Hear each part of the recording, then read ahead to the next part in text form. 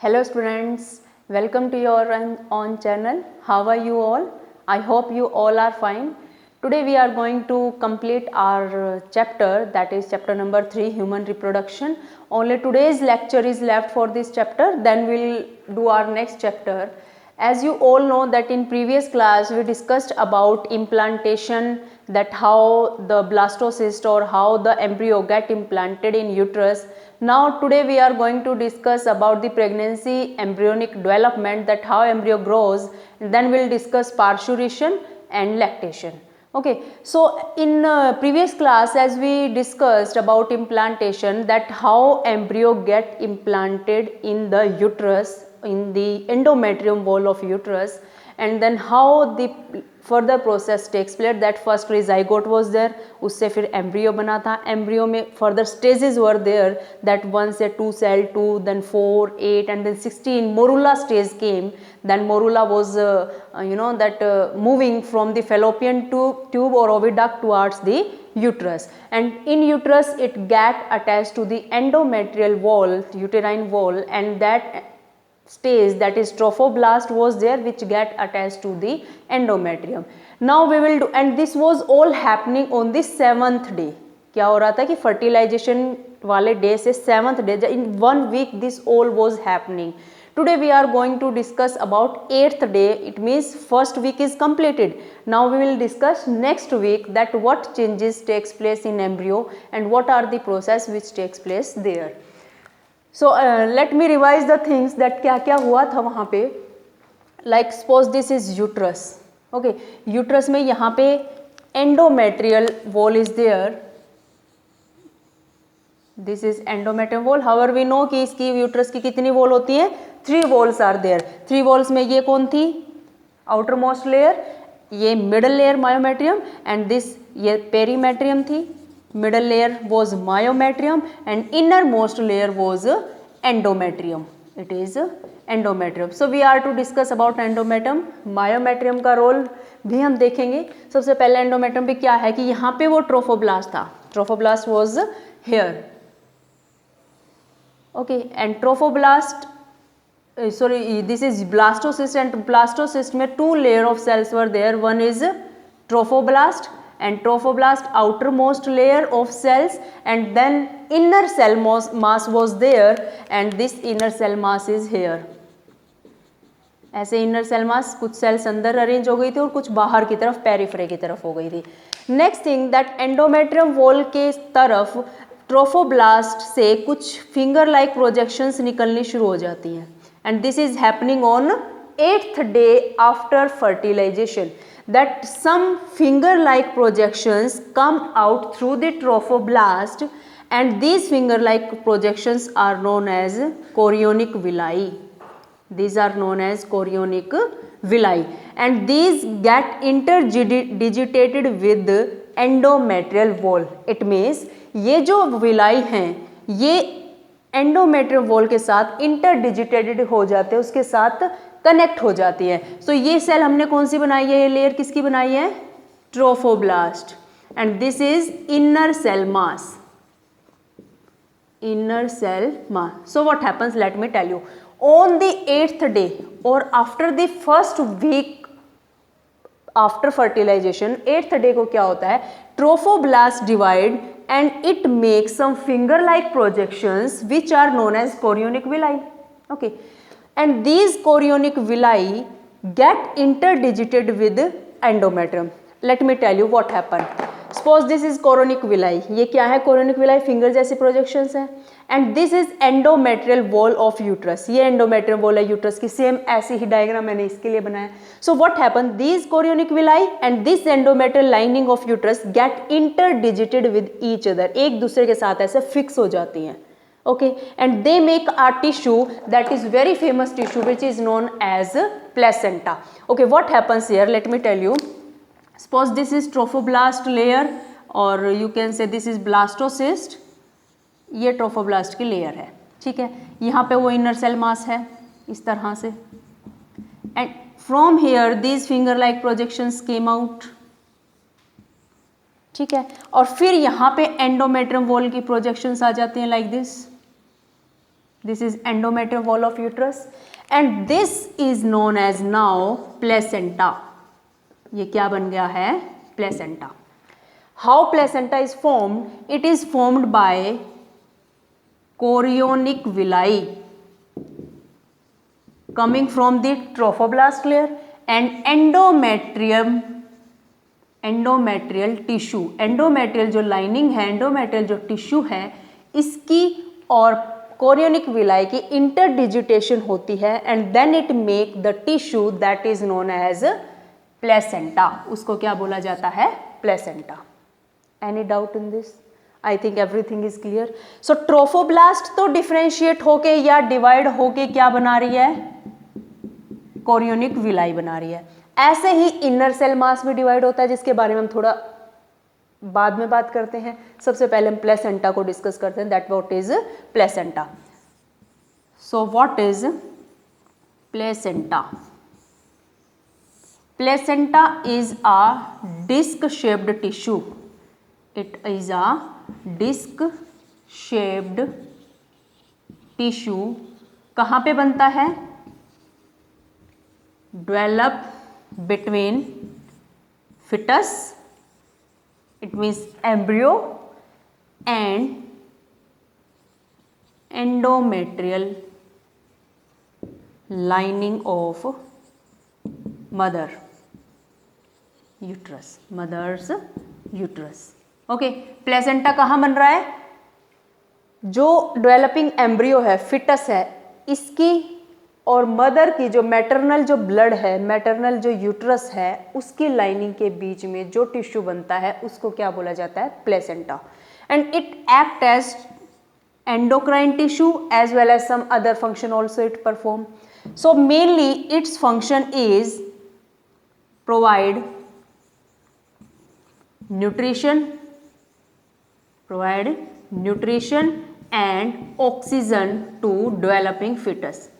You know this foetus is very young, बहुत छोटा है, अपने आप सारे काम नहीं कर सकता है. तो ये प्लेसेंटा एक पोस्टमैन की तरह काम करता है कि मदर से लेटर लाएगा, फिटस को देगा, फिटस से लेटर लाएगा, मदर को देगा. और वो लेटर क्या है?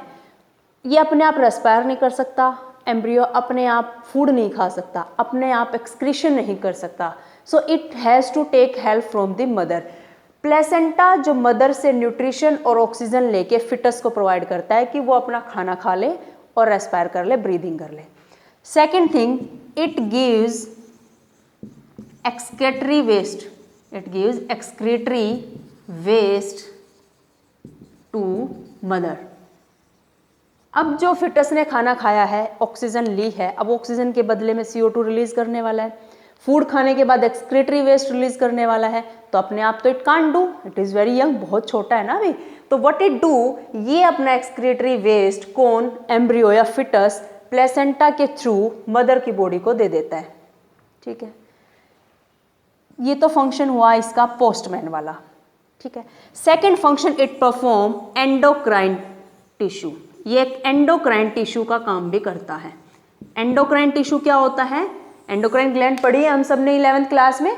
Endocrine gland are those gland which secrete hormones, जो हॉर्मोन सिक्रेट करते हैं विदाउट एनी डक्ट. उनकी कोई डक्ट नहीं होती है. तो प्लेसेंटा एक एंडोक्राइन टिश्यू का भी काम करता है because it secrete some hormones. और वो कौन कौन से हॉर्मोन्स हैं? First hormone is HCG, second hormone is HPL, third hormone relaxin, and two more hormones are there, estrogen and progesterone. Estrogen and progesterone. Okay, total 5 hormones are there which are secreted by placenta. Now what are their function and what they do, what is their role? क्या क्या काम करते हैं ये hormone? HCG is human chorionic gonadotrophin. Human chorionic gonadotrophin. I told you about this hormone in previous class also, that when implantation takes place on very 7th day, then on next day only 8th day को ही HCG hormone secrete होना शुरू हो जाता है. And this is the pregnancy test. If any woman is pregnant, then by detecting this hormone in the body, अगर body में इसकी presence दिखाई दे, it means the woman is pregnant or otherwise it is not. Okay, so it is human chorionic gonadotropin hormone which is the used for pregnancy test. Next is HPL. Now what is this? It is human placental lactogen. Human placental lactogen. As everybody is aware, lact word जहाँ जाता है it is related to milk. Okay. अब mother की body में बहुत सारे changes हो रहे हैं because she is carrying a baby inside her uterus. Okay, and baby को फूड प्रोवाइड करना है, मिल्क प्रोवाइड करना है, which part of body will provide, mammary glands will be there. तो अब उनमें भी कुछ चेंजेस होने शुरू हो जाते हैं. एंड वो मेमोरी ग्लैंड में कुछ चेंजेस होते हैं, वो मिल्क बनाना शुरू कर देती हैं. And which hormone is responsible for that? That is human placental lactogen which is secreted by placenta and which cause changes in memory gland, जो मेमोरी ग्लैंड में चेंजेस करवाने का काम करते हैं. Clear? Next hormone is relaxin. Relaxin hormone also released during pregnancy also. Only these 3 hormones, ये तीनों hormone ऐसे हैं जो सिर्फ प्रेगनेंसी के दौरान रिलीज होते हैं, otherwise these are not present in the body. According to NCERT, this relaxin hormone is that secreted during pregnancy, but according to some studies it is said that कि relaxin पहले भी body में होता है, female की body में थोड़ा बहुत रिलीज होता रहता है. But we have to follow NCERT, हमें सिर्फ एनसीईआरटी को फॉलो करना है. तो एनसीईआरटी क्या कहती है कि relaxin hormone is released during pregnancy only. तो इसका क्या काम होता है? यूटेराइन कॉन्ट्रैक्शंस जब होती हैं तो यूट्रस की जो वॉल होते हैं उसको रिलैक्स करने का काम करती है. समझ आया? Then oestrogen and progesterone. Now you will say कि मैम ये एस्ट्रोजन और प्रोजेस्टेरोन तो पहले भी मदर की बॉडी में सीक्रेट हो रहे थे from ovary, they were secreted from ovary and follicle, but placenta also secret them but not in that much quantity. वो इतनी अमाउंट में सीक्रेट नहीं कर पाता कि वो सफिशिएंट रहे. वो सीक्रेट जरूर करता है but it is in very less amount. समझ आ गया? तभी मैंने बोला ना कि ये तीनों ही हार्मोन ऐसे हैं जो प्रेगनेंसी में ड्यूरिंग प्रेगनेंसी ओनली रिलीज होते हैं. ये दोनों तो पहले भी रिलीज हो रहे हैं ना ओवरी एंड फॉलिकल से. So this was all about placenta कि प्लेसेंटा होता क्या है, इसका फंक्शन क्या है, कौन कौन से हार्मोन रिलीज होते हैं. बट डोंट थिंक कि only these 5 hormones are released from placenta. Placenta से तो यही 5 हार्मोन रिलीज होते हैं, but some hormones are also there जिनका लेवल फीमेल की बॉडी में बढ़ जाता है ड्यूरिंग प्रेगनेंसी. प्रेगनेंसी के दौरान कुछ हार्मोन और भी ऐसे हैं which increase in their amount, जिनकी सिक्रेशन बढ़ जाती है ड्यूरिंग प्रेगनेंसी. और वो कौन कौन से हार्मोन है और क्या उनका रोल है? Let me tell you. So one hormone is cortisol, one is prolactin. ठीक है, cortisol is released from adrenal gland, prolactin is released from pituitary gland of female. ठीक है, some many hormones are also there. तो first is cortisol adrenal से, prolactin pituitary से. बहुत सारे और भी ऐसे हार्मोन होते हैं जिनका लेवल इंक्रीज हो जाता है कब? प्रेगनेंसी के दौरान. तो ये करते क्या हैं ये हार्मोन जो रिलीज होता है, जिनका अमाउंट इंक्रीज हो जाता है, उनकी सिक्रेशन बढ़ जाती है. They are responsible for maintenance of pregnancy, pregnancy को बनाए रखते हैं, और सम मेटाबॉलिक चेंजेस और फिटल ग्रोथ को ट्रिगर करते हैं. They trigger the fetal growth. Any doubt in this? I think all things are clear here. Then we discuss about one thing कि ये जो ब्लास्टोसिस्ट था, ब्लास्टोसिस्ट की ये ट्रोफोब्लास्ट तो डिफरेंशिएट हो जाती है या बना देती है क्या? Chorionic villi. अब जो इनर सेल मास था इसके साथ क्या होता है? Inner cell mass. ठीक है, इनर सेल मास के पास कुछ स्टेम सेल्स भी होती हैं. It has stem cells. अब स्टेम सेल्स क्या है? These are stem cell. This is inner cell mass. Okay, now inner cell mass divide हो जाता है and it form two layers mainly, that is ectoderm and one is endoderm. Later it formed third germ layer, that is mesoderm. सबसे पहले ectoderm और endoderm बनाते हैं. Ecto means outer, endo means inner. Outer layer is outer germ layer is ectoderm, inner germ layer is endoderm, and later middle germ layer also formed, that is known as mesoderm. And these three, what are these three? ये तीनों चीजें क्या हैं? These are germ layers. ये क्या हैं? germ layers हैं. Now what are germ layers? ये तीनों ही germ layers जो है फिटस के अंदर, एम्ब्रियो के अंदर ऑर्गन सिस्टम बनाती हैं, ऑर्गन बनाती हैं, टिश्यू बनाती हैं. ठीक है, कौन सी? ये तीनों. लाइक एक्टोडर्म नर्वस टिश्यू बनाएगी. ठीक है, ectoderm will make nervous tissue. ये नर्वस सिस्टम बनाती है. कौन? एक्टोडर्म. जो एंडोडर्म है ये कनेक्टिव टिश्यू बनाती है. It form connective tissue. ठीक है. मेसोडर्म है जो, ये epithelial tissue, some part of epithelial tissue. But doesn't think कि क्या होता है कि सिर्फ ये नर्वस टिश्यू बनाएगी, ये सिर्फ एपिथेलियम बनाएगी. बहुत सारे और भी बनाते हैं, but mainly it form nervous tissue, it form connective tissue and it form epithelial tissue. Let me explain one more time about this thing. Trophoblast ने डिफरेंशिएट होकर कोरियोनिक विलाई बनाई थी जो यूट्रस की वॉल के साथ इंटरडिजिटेट होकर प्लेसेंटा बना रही है. ठीक है.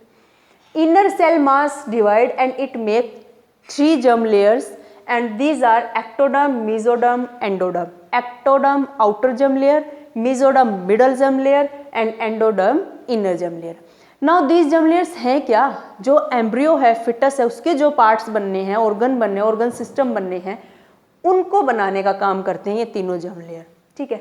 Ectoderm make nervous tissue, later जो बाद में बनती है मेसोडर्म, मिडल है जो एपिथेलियल टिश्यू बनाती है, and endoderm make connective tissue. तो this whole process is known as gastrulation. It is known as gastrulation. Is it clear? तो gastrulation is the process in which these 3 germ layer are formed and they make organs, organ system और some tissues. समझ आ गया? Now one thing is there, stem cell. क्या है? Stem cell. I think this is new thing for you. Stem cell क्या होती है? Stem cells are special cells. These are special cells which have property, which have property to make any organ or organ system, any organ or organ system. अच्छा, stem cell special type of cells होते हैं हमारी body में. जैसे zygote एक stem cell है जो पूरा टोटीपोटेंसी है उसके पास, पूरा का पूरा एक ऑर्गेनिज्म बना देती है. ठीक है. अच्छा, स्पेशल प्रॉपर्टी है इनके पास कि कोई भी ऑर्गन सिस्टम बना सकती है स्टेम सेल. इसीलिए एम्ब्रियो के सारे ऑर्गन सिस्टम डेवलप होने शुरू होते हैं. And do you know that when delivery is there, जब डिलीवरी हो जाती है बेबी की, तो प्लेसेंटा भी साथ में एक्सपेल आउट हो जाता है.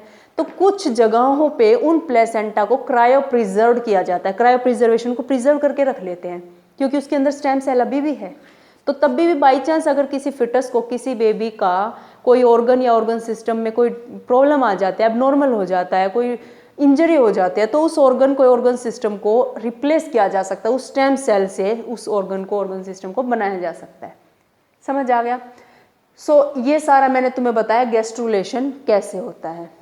Now will do embryonic development, कि जब एम्ब्रियो डेवलप हो रहा होता है तो किस मंथ कौन सा ऑर्गन बनता है एम्ब्रियो का, कौन सबसे पहले बनता है, कौन सबसे लास्ट में बनता है, कब पूरे तरीके से एम्ब्रियो की डेवलपमेंट हो जाती है. Let me tell you these things. So one thing is gestation period. Gestation period, or you can say gestation also. Gestation, same thing. Gestation period, it is the duration of, it is the duration of pregnancy in human or in any female you can say. So the duration of pregnancy is known as gestation period or gestation period. Okay, and if we talk about human, in human what is the gestation period? It is 9-month period in human. It is different for different animals. Okay, so let me draw a diagram of uterus and inside it developing embryo or fetus. Now you can say fetus it is.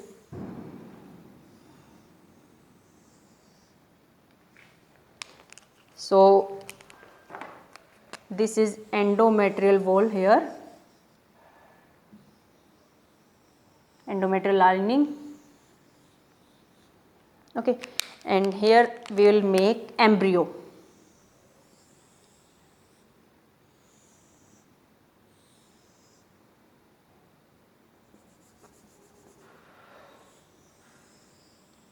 This is the covering on embryo. Here the baby is developing.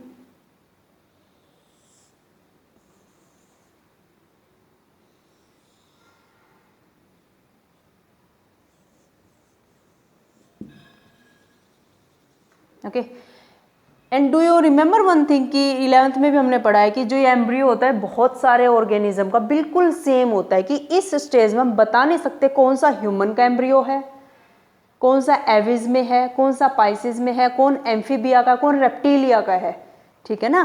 तो embryo बिल्कुल similar दिखता है बहुत सारे organisms का, इस stage में हम बता ही नहीं पाते कि कौन सा एम्ब्रियो किस एनिमल का है।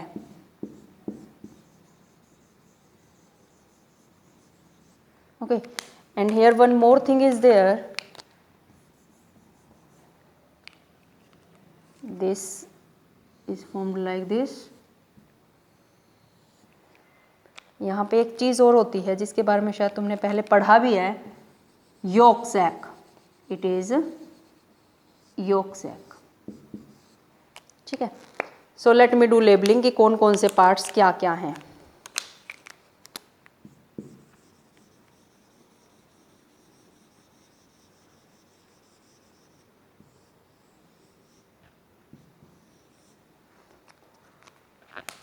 सो दिस इज यूटेराइन कैविटी और यूट्रस की कैविटी है, ये एम्प्टी स्पेस है ये यूट्रस में, this is uterine cavity. Okay, this is endometrial lining जिसका बहुत ही स्पेशल रोल है, endometrial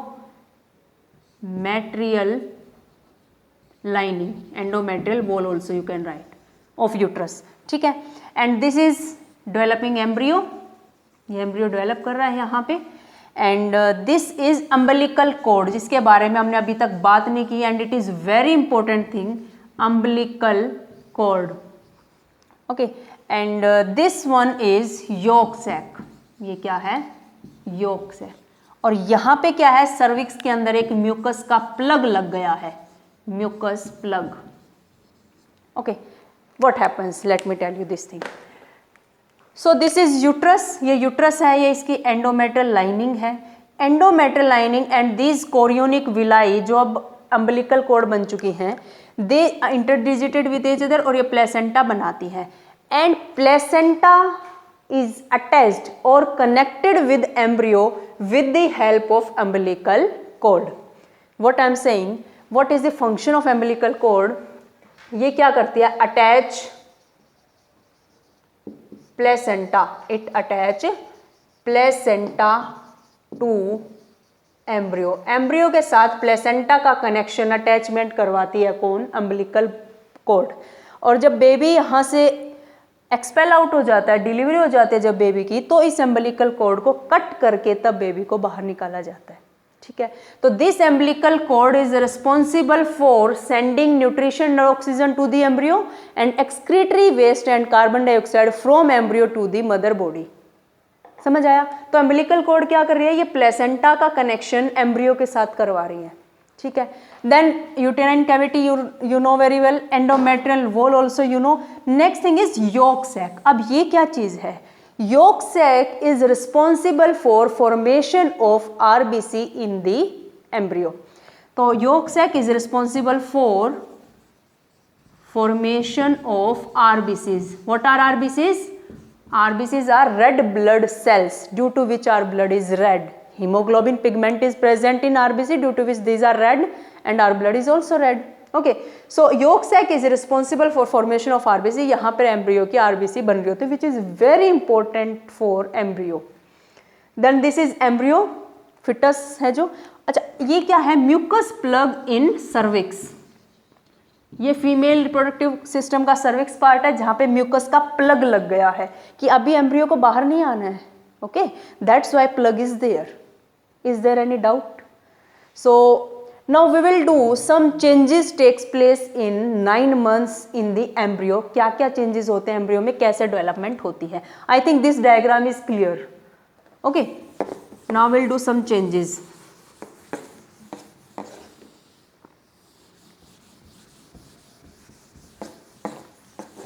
So one table you can make. Here I will write month.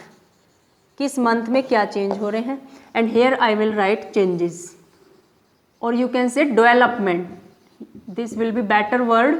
कि एम्ब्रियो के अंदर कौन कौन सी डेवलपमेंट होती है, किस मंथ में होती है. समझ आया?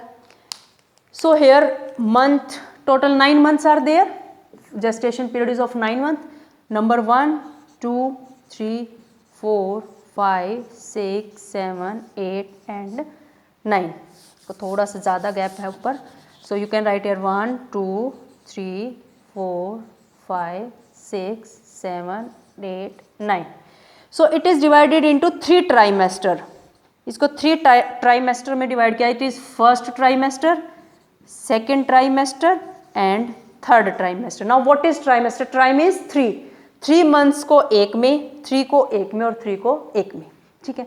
सो what happens in first month? Very important thing is developed in first month.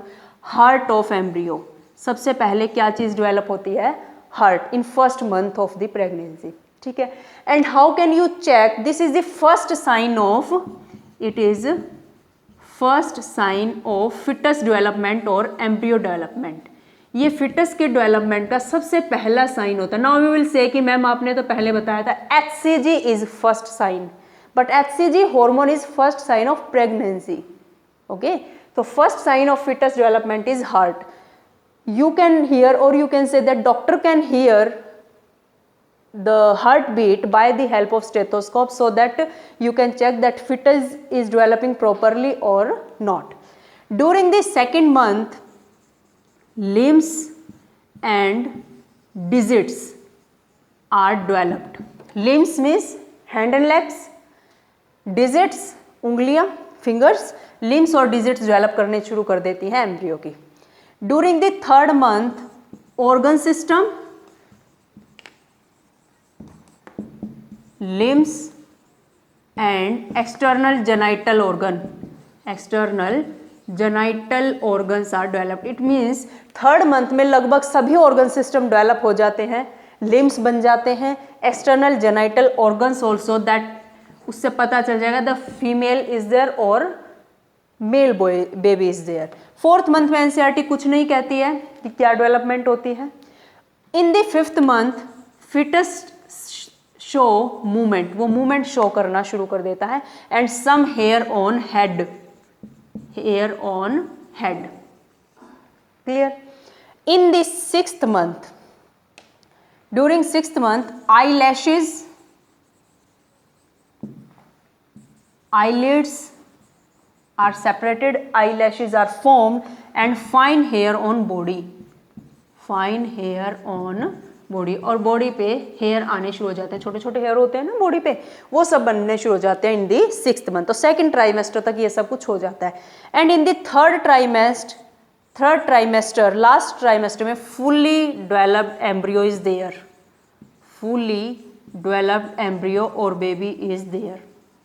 धीरे धीरे बहुत सारे और चेंजेस. अब क्या है कि सारे ऑर्गन्स बन तो गए हैं, अब उन ऑर्गन्स का जस्ट साइज लार्ज होना शुरू हो जाता है, थोड़ा बढ़ने शुरू हो जाता है, इंक्रीज होना शुरू हो जाता है उनका साइज. समझ आया? During the last trimester. So fully developed baby is there. So this is the embryonic development, in which month how embryo develops. Now what we do, we are doing now parturition and lactation. Now how baby will be delivered, how it will come to the world, कैसे वो deliver होगा और कैसे वो outer world को अब mother की body से बाहर आके देख पाएगा. ठीक है. So what happen, parturition, it is the parturition. Now what is the parturition, how you will write its definition, the delivery or expulsion, expulsion means out, delivery or expulsion of fully developed fetus is called parturition, is called parturition. And when it happens after 9 months of duration period, gestation period के बाद ये सब होता है. तो ये कैसे होता है, पार्चुरेशन कब स्टार्ट होगा, कब मदर को पता चलेगा कि अब पार्चुरेशन होना है, कब फिटस को पता चलेगा. So this thing will be started from foetus. Foetus सारी चीज़ें शुरू करेगा, वो कहेगा कि मैं फुली डेवलप हो चुका हूँ, now I have to come out, मुझे अब बाहर आना है. ठीक है. तो हाउ इट विल डू, इतना तो छोटा सा बेबी है, वो कैसे करने वाला है ये सब कुछ. So what happened, this parturition is regulated or induced by neuroendocrine mechanism, neuroendocrine mechanism. It means in this process nervous system as well as hormonal system both are involved, दोनों काम कर रहे हैं. How they are doing, सबसे पहले क्या होता है कि जो फिटस है, फिटस सेंड सिग्नल्स, ये सिग्नल सेंड करता है. कैसे सिग्नल सेंड करता है, it send signal in form of androgen, ये हार्मोन सेंड करता है, एंड्रोजन सेंड करता है. And from where this androgen will come, they will come from adrenal gland, this androgen hormone will come from adrenal gland. Clear. And now this androgens where they will go to placenta. Where they go to placenta. Now these androgen, when they will go to placenta will convert these androgen into estrogen. अब ये androgen किस में convert हो जाएंगे, oestrogen में. Now placenta convert androgen to oestrogen, oestrogen hormone में convert हो जाएंगे. Now estrogen will do 2 things. ठीक है, मैं यहाँ लिखती हूँ what estrogen will do. Estrogen do 2 things. One, it stop progesterone. अच्छा, प्रोजेस्टेरोन एक ऐसा हार्मोन था जो पूरे 9 मंथ ड्यूरिंग प्रेगनेंसी ये सीक्रेट हो रहा था. अब एस्ट्रोजन आएगा, इसको बोलेगा कि बहुत हो गया, नाउ यू स्टॉप. अब इसको ये रोक देगा, क्योंकि अब तो पार्चुरेशन हो रहा है ना, बेबी की डिलीवरी होनी है. तो second thing what oestrogen do, it act on myometrium. Now what is myometrium, अब मायोमेट्रियम का काम शुरू हो जाएगा. एंडोमेट्रियम ने तो कर लिया बहुत कुछ. नाउ मायोमेट्रियम क्या करेगी, it act on myometrium and increase receptors for oxytocin. Oxytocin, this hormone is very important. ये बहुत से लोगों ने सुना भी होगा, not only from bio side or from medical student. oxytocin is very important hormone, very famous hormone. तो क्या होता है, एस्ट्रोजन टू थिंग्स, एक तो प्रोजेस्टेरोन को स्टॉप करेगा, that you now stop. Second thing, it act on myometrium, ये myometrium जो यूट्रस की वॉल है उस पर काम करेगा और वहाँ पे रिसेप्टर्स का नंबर बढ़ा देगा. किसके लिए, ऑक्सीटोसिन हार्मोन के लिए, क्योंकि अब उसको रिलीज होना है. और ये कहाँ से रिलीज होगा oxytocin, it will be released from pituitary gland. और किसकी पिट्यूटरी, मैटरनल पिट्यूटरी, मदर की पिट्यूटरी ग्लैंड से ऑक्सीटोसिन रिलीज होगा. समझ आ गया. So what happen, let me revise once again. Foetus is there, it will send signal to placenta. Placenta के पास सिग्नल सेंड करेगा कि I am fully developed now, please help me to come out. Placenta के पास एक किस form में signal send करता है, एंड्रोजन की फॉर्म में, जो इसकी एड्रिनल ग्लैंड से रिलीज होते हैं, ठीक है। Androgen goes to placenta, placenta convert this androgen into oestrogen hormone, then what oestrogen do, it stop progesterone and act on myometrium to increase the receptors for the hormone oxytocin। उसके receptor बढ़ जाएंगे, जैसे receptor बढ़ेंगे तो oxytocin भी ज़्यादा release होना शुरू हो जाएगा, क्योंकि रिसेप्टर बढ़ गए हैं। और वो कहाँ से रिलीज होगा, it will release from the maternal pituitary. अब आगे का करते हैं, फिर क्या होता है।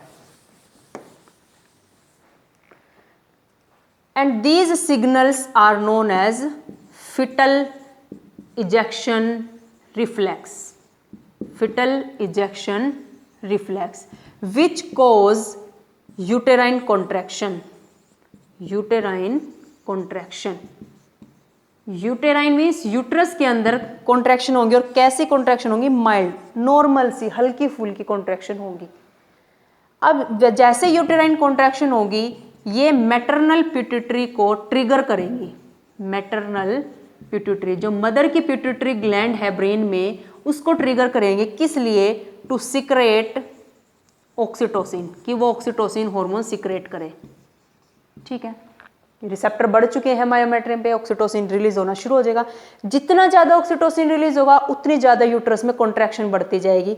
जितनी कॉन्ट्रैक्शन बढ़ती जाएगी, उतना ऑक्सीटोसिन रिलीज होता जाएगा। मीन्स पॉजिटिव फीडबैक है ना, जितना ऑक्सीटोसिन रिलीज होगा उतनी ज़्यादा कॉन्ट्रैक्शन, यूट्रस कॉन्ट्रैक्ट करेगा मायोमेट्रियम, सर्विक्स अपने आप को स्ट्रेच करेगी, खींचेगी, जितनी खींचती जाएगी, क्योंकि उसको स्पेस बनाना, सर्विक्स तो बहुत इतनी सी है ना, और इतना बड़ा बेबी उसको एक्सपेल करना है, बाहर निकालना है, तो उसके लिए उसको स्ट्रेच होना पड़ेगा, खींचना पड़ेगा उसको। जितना वो खींचती जाएगी उतना ऑक्सीटोसिन रिलीज होता जाएगा, उतनी कॉन्ट्रैक्शन बढ़ती जाएगी।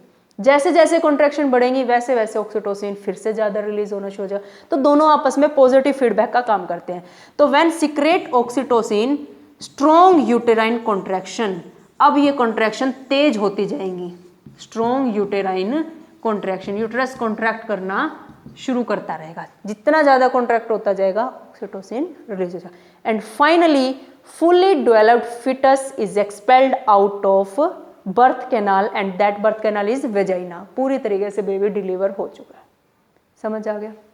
Now what happens, so this was parturition. Parturition में क्या होता है, fully developed fetus is expelled out, it comes out through the vagina, through the birth canal, and last thing is lactation.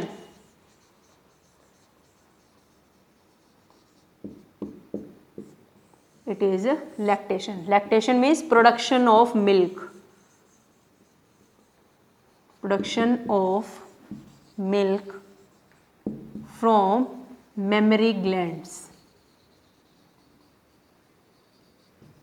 From mammary gland. जैसे ही baby का birth होता है तो mother की जो मेमरी ग्लैंड है उनमें डिफ्रेंशिएशन स्टार्ट हो जाते हैं, चेंजेस शुरू हो जाते हैं।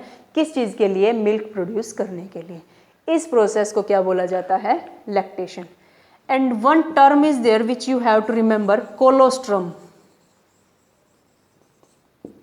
It is the colostrum. In 1 marks generally question is asked what is colostrum. जो स्टार्टिंग के कुछ डेज में, फ्यू डेज में, इनिशियल फ्यू डेज में जो मिल्क सीक्रेट होता है मदर की बॉडी से, मेमरी ग्लैंड से, उसको कोलोस्ट्रम बोलते हैं। And this is very beneficial और very important for fetus because it contains many antibodies. इसमें बहुत सारी एंटीबॉडीज होती हैं जो किसी भी इन्फेक्शन के अगेंस्ट, किसी भी डिजीज के अगेंस्ट लड़ने की ताकत रखती हैं, जो बेबी को रेजिस्टेंस बनाती हैं, डिजीज से बचाने का काम करती हैं।